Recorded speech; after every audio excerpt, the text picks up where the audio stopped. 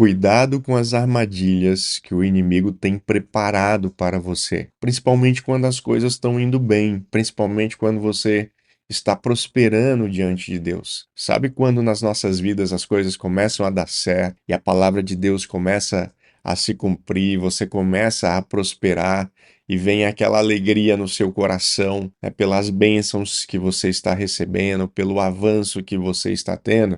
Então, é justamente nesses momentos que você precisa estar atento e vigiar para que o inimigo não venha roubar a sua bênção, para que o inimigo não venha te tirar desse lugar de prosperidade. A palavra de Deus para você no dia de hoje é muito importante que você entenda qual é o mecanismo que você tem e que você precisa acionar quando você estiver encurralado, quando você se sentir sem saída, quando você se sentir pressionado a fazer algo que desagrada ao Senhor. Mas antes de nós prosseguirmos, eu quero te dar as boas-vindas para você que está chegando aqui agora no Vivendo pela Vida.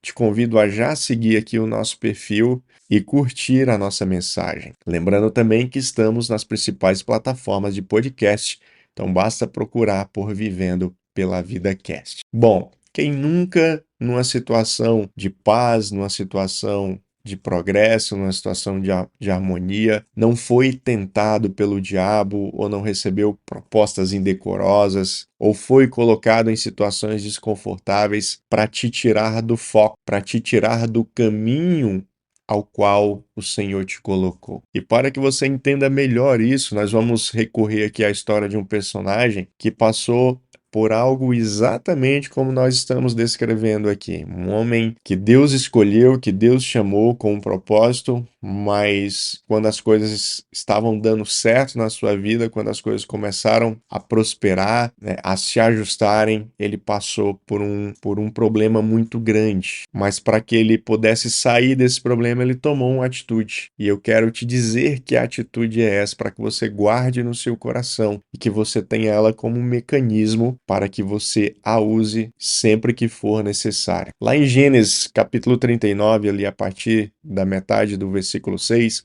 a palavra nos diz o seguinte: José era um rapaz muito bonito, de bela aparência. E logo a esposa de Potifar começou a olhar para ele com desejo. Venha e deite-se comigo, ordenou ela. José recusou e disse: Meu senhor me confiou todos os bens de sua casa e não precisa se preocupar com nada. Ninguém aqui tem mais autoridade do que eu. Ele não me negou coisa alguma, exceto a senhora, pois é mulher dele. Como poderia eu cometer tamanha maldade? Estaria pecando contra Deus. A mulher continuava a assediar José diariamente, mas ele se recusava a deitar-se com ela. Certo dia, porém, quando José entrou para fazer o seu trabalho, não havia mais ninguém na casa. Ela se aproximou, agarrou-o pelo manto e exigiu: Venha, deite-se comigo. José se desvencilhou e fugiu da casa, mas o manto ficou na mão da mulher. Querido, que situação desconfortável, que situação difícil ao qual José passou. A história de José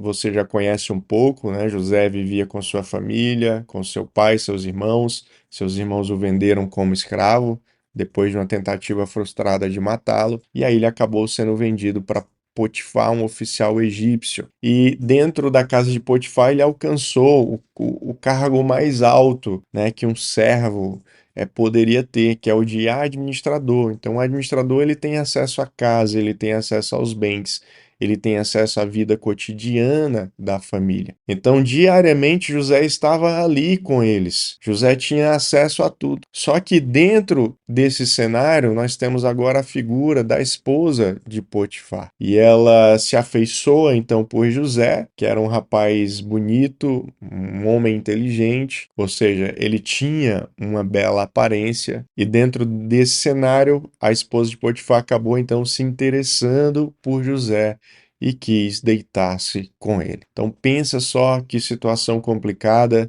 Naquela época era comum sim, né, dentro da cultura, dentro daquilo que eles tinham, era comum às vezes, né, alguns homens que detinham de cargos importantes terem mais de uma esposa, terem mais de uma mulher.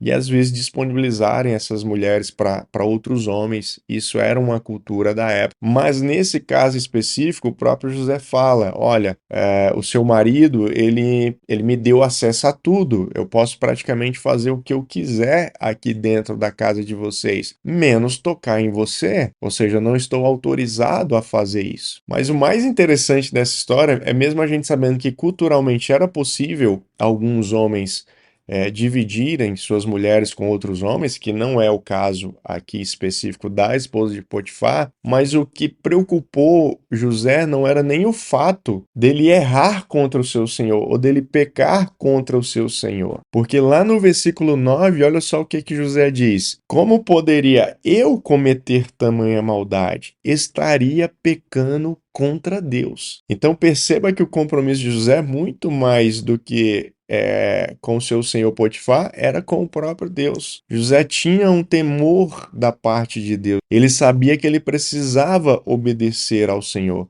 Ele precisava seguir os preceitos divinos na sua vida, para que ele pudesse continuar avançando, para que ele continuasse prosperando e para que o propósito de Deus se cumprisse na sua vida. Querido, Deus está falando para você no dia de hoje que muitas vezes você vai se encontrar em situações assim como a de José. Você está lá cumprindo a palavra, você está sendo obediente, você está andando em santidade. Você está fazendo as coisas corretas. Mas existirão situações onde o inimigo tentará se aproveitar dessa situação, onde muitas vezes você estará sozinho, como era o caso de José, né? Ele estava sozinho em casa. Então o inimigo preparou essa armadilha justamente quando ele estava só, onde não existiam testemunhas, não existiam pessoas que ele pudesse falar ou pedir ajuda.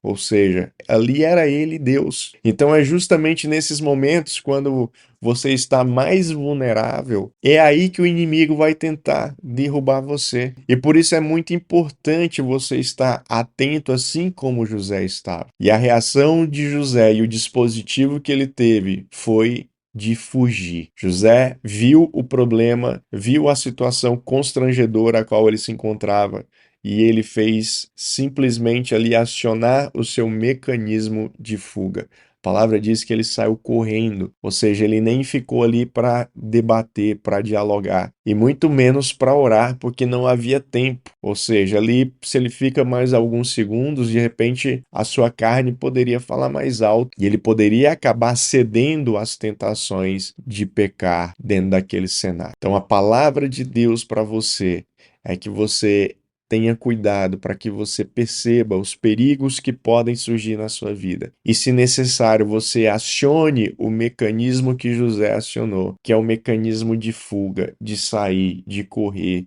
de se livrar, de não ter mais contato. E por que isso é importante? Justamente para que você não perca a sua bênção, justamente para que você não perca o foco, para que você não perca o seu caminho. Nós sabemos que Deus perdoa sim.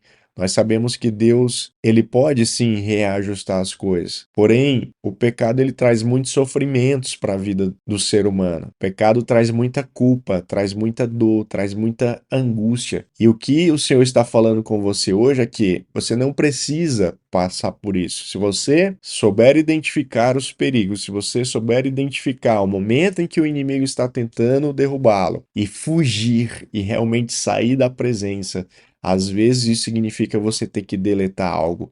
Às vezes significa você ter que parar de conversar com alguém ou ter amizade com alguém. Significa, às vezes, você excluir alguém das suas redes sociais, do seu círculo de amizade. Enfim, qualquer pessoa que esteja atrapalhando a sua jornada com Deus, você precisa fugir, se desconectar, se desligar dessa pessoa. Entenda que para alcançar os objetivos, os sonhos que Deus tem para a sua vida, é importante que você se mova por propósito e não por necessidade.